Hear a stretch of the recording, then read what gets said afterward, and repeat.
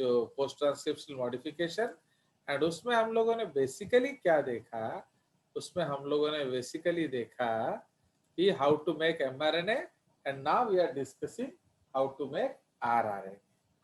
तो इसीलिए इसमें हम लोग लिखेंगे post transcriptional modification, okay, RNA formation continue, क्योंकि ये वीडियो हम पहले देख रहे थे तो इसमें थोड़ा सा कंटिन्यू करते हैं।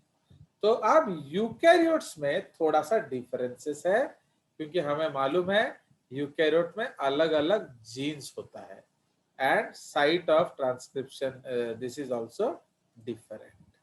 सो इसलिए अब हम लोग लिख लेंगे इन यूकैरियोट्स,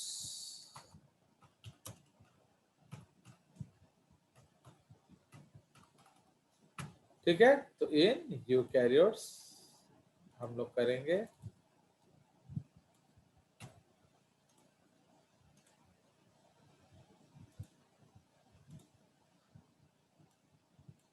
मैंने lot of teachers they like to just keep working on the board, वो एक साइकोलॉजिकल लिमिटेशन हो जाता है। तो जब तक वो बोर्ड पे 2 लाख चीज लिखते नहीं उनको मजा नहीं आता, बट स्टिल ये एक नया तरीका था, लोग सीख सकते थे, है कि नहीं। चलिए, एडेप्टेबिलिटी हर समय होना चाहिए। चलिए, तो अब इसको हम लोग देखते हैं एक्चुअली यूकैरियोट्स में होता क्या है। As the building blocks for the organelle, production of rRNA is ultimately the rate limiting step in the synthesis of ribosomes. तो ribosomes बनाना है तो rRNA rate limiting step है. So in the nucleolus, rRNA is synthesized by RNA polymerase 1 using the specialty genes rDNA. ये ribosomal DNA होता है that encode for it, which are found repeatedly throughout the genome. Now, the genes encoding for 18S, 28-hydroxylase are located in the NOR regions. Okay, ये अभी हम लोग पढ़ रहे थे in case of cell, and are transcribed into larger pre-RNAs. तो उसका of 45S, okay, तो ये जो प्री आरएनए 45S था, मॉलिक्यूल्स बाय आरएनए पॉलीमरेज 1, ये तो मैं अभी आपको दिखाया ही था, वही वाला है। These pre-RNA molecules are separated by internal and external spacer and then methylated. आपको मेथिलेट करना पड़ेगा, क्योंकि जैसे वो साइटोप्लाज्म में जाएंगे वो कटा सकते हैं, which is a key for later assembly and folding. तो आप उसको थोड़ा मेथिलेट कर देना ताकि कुछ असुविधा ना हो। आफ्टर सेपरेशन इसको फिर हमें प्रोसेसिंग करना पड़ेगा, ओके। नाउ द ये जो है इसको प्रोसेसिंग करोगे एंड इसको आगे हम लोग क्या करेंगे। So the rRNA complexes are then further processed by reactions involving exo and endonucleolytic cleavages guided by SNO RNA in complex with proteins. As these complexes are compacted together to form a cohesive unit, interaction between rRNA and surrounding ribosomal proteins are constantly remodeled throughout assembly in order to provide stability and protect the binding sites. ठीक है, तो इसलिए आपको उसको बनाना है, क्योंकि ultimately ribosomal RNA का हम क्या करेंगे, ये हम उसका राइबोसोम बना देंगे, ठीक है ना। उसके बाद जो है ये आपका जो 5S आरआरएनए है, ये अलग साइड से बनता है, अलग एंजाइम से, ये आपको मालूम है, वो आपका आरएनए पॉलीमरेज 3 बनाएगा, ठीक है। इसलिए उसको हम अलग कलर से लिख देंगे।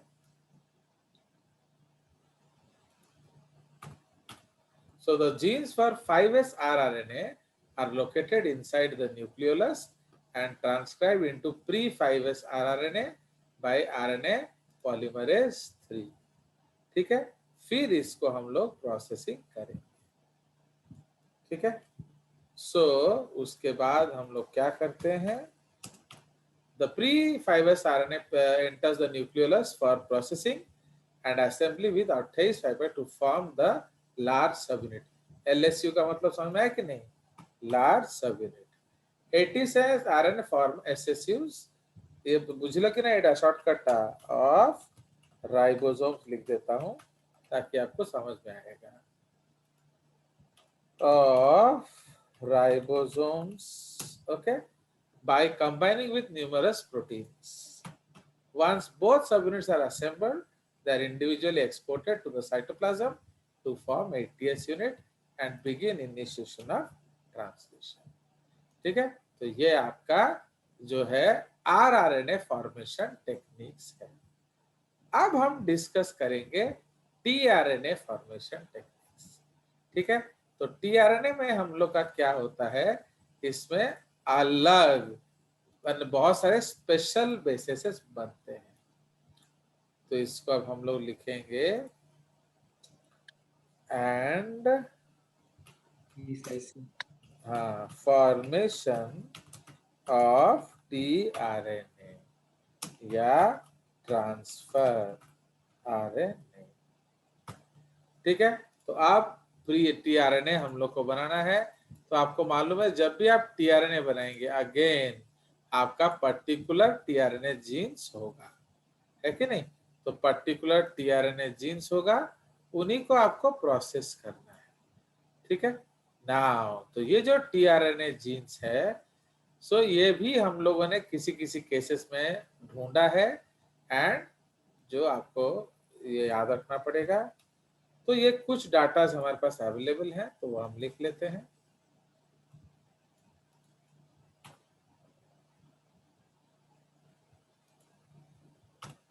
So organisms vary in the number of tRNA genes in the genome. For example, Sinorhabditis elegans, a commonly used model, okay, has 80 genes. ठीक है, 29,647 genes in its nuclear genome, of which 620 code for tRNA. देख रहे हो, तो आपका 30,000 के आसपास gene है, 620 कोड करता है टीआरएनए के लिए। ओके, ये सी एलिगेंस में है, सिनोरैप्टिटिस एलिगेंस, और which is also called what, बताइए, कल्पना चावला वर्म्स। ठीक है,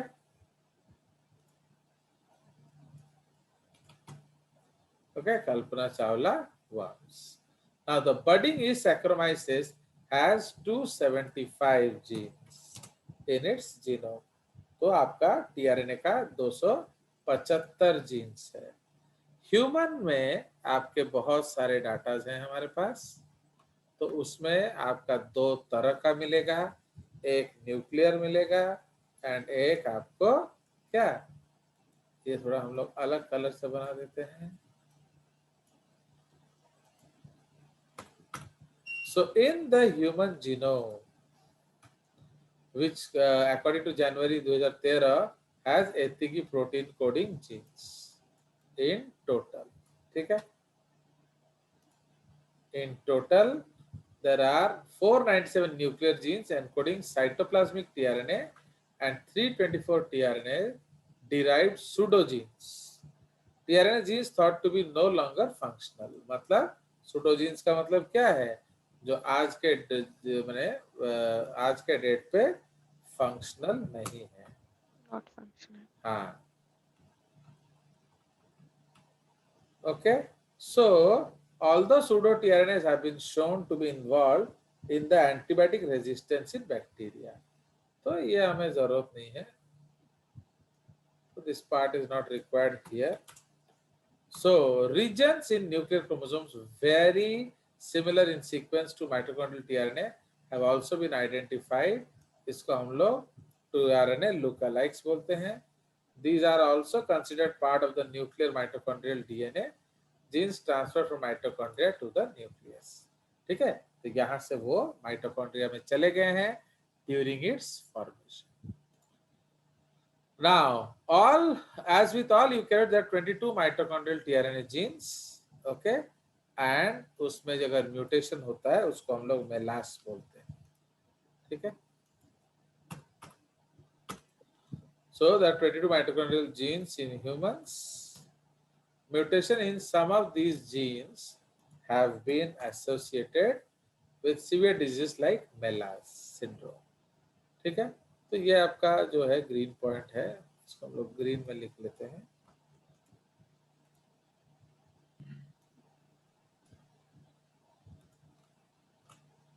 फाइन, तो this is the MELAS syndrome.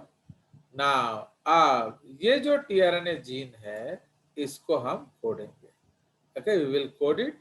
And ये जो आपका है दिस जो जीनोम है ये अराउंड 49 फैमिलीज में एग्जिस्ट करता है, माने it is divided into 49 families in the genome. हाँ। So cytoplasmic tRNA genes can be grouped into 49 families according to their anticodon features.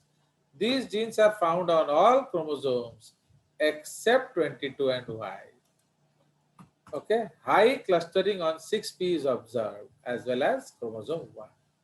ठीक है, तो ये बहुत इंपॉर्टेंट है, इसको मैं एक पार्ट हम लोग डार्कन कर देंगे, एक्सेप्ट।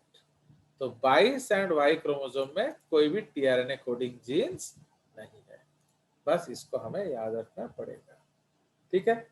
सो नाउ अब इस जीन को भी हम लोग वैसे ही बनाएंगे, तो we will be making this genes, ठीक है। चलिए, तो अब in case of formation of tRNA हम लोग को क्या करना पड़ता है, बहुत सारे अनयूजुअल बेसिस को कोड करना पड़ता है, बस बनाना पड़ता है। तो we have to make a lot of unusual bases. तो कौन कौन सा अनयूजुअल बेसिस आपको मिलेगा बताइए? Ribothamidine. हाँ, बहुत सारे, Ribo. Lot of things. तो नाउ वही चीज हम लिखेंगे,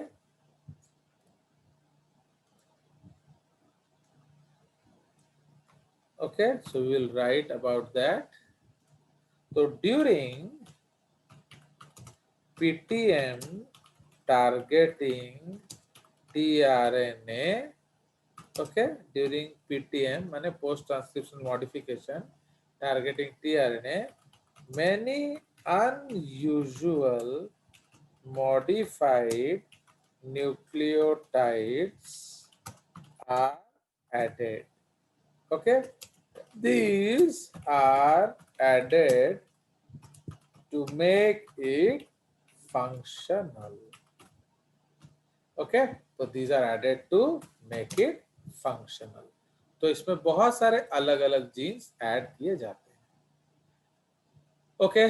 सो इसीलिए आपका जो पहला एडिशन हो जाता है वो कहाँ होता है, सो आपका जो डी लूप है उसमें आपका डाइहाइड्रोयूरिडिन होगा, है कि नहीं।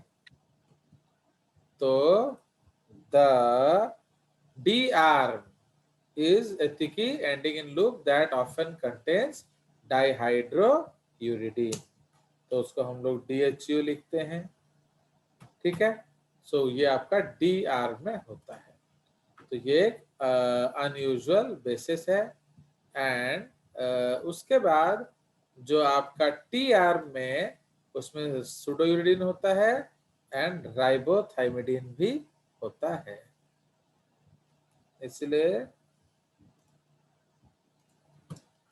the T arm is thingy containing the T psi C, where psi is pseudouridine and modified uridine, semicolon. T is ribothymidine, okay, an exception as RNA has no thymidine, है कि नहीं। So and RNA has no thymidine, इसलिए वो भी एक exceptional part है, ठीक है। चलिए, तो ये मॉडिफाइड यूरिडिन है एंड आपके बहुत सारे जगह में मेथिलेशन होगा, ठीक है, a lot of places there is methylation. तो उससे एंड आपके बहुत सारे बेसिस लगेंगे, तो उसको हम लोग नेक्स्ट पॉइंट में चले जाते हैं।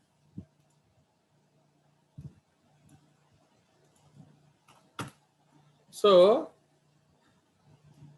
bases that have been modified especially by methylation occur, okay, especially by methylation, occur in several positions through the tRNA. The first anticodon base or Wobbles position is sometimes modified to inosine. Okay, inosine को हम लोग कैसे लिखते हैं? I. Derived from adenine या क्योसिन, derived from guanine या uridine 5 ऑक्सीएसिटिक acid, ठीक है, derived from uracil 5 prime methyl amino methyl, okay, thiouridine, uracil and lysine derived from cytosine. तो देख रहे हो, तो अलग अलग बेसिस इसमें जुड़ते हैं।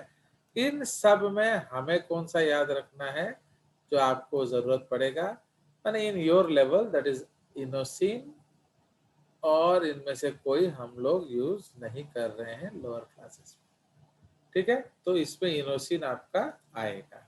तो इनोसिन कहाँ होता है? वॉबल्स पोजीशन पे, ओके। तो एक्चुअली अगर हम लोग को वॉबलिंग करना है, मतलब किसी और बेस को जोड़ना है, तो आपको उसको वॉबलिंग करना पड़ेगा, मतलब कोई और बेस से, तो आपको उसको मॉडिफाई करना पड़ेगा, ओके। अगर इनोसिन बना लोगे तो वो किसी और को पेयर करेगा, बट वो पहले किसी और से पेयर होता था, ठीक है। So these are the concept. उसके बाद जो सीसीए टेल हम लोग को लगाना पड़ेगा, ओके। सो ये आपके ट्रांसलेशन के लिए बहुत इंपॉर्टेंट है, ओके।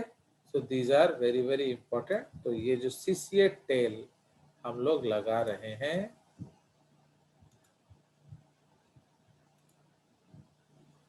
तो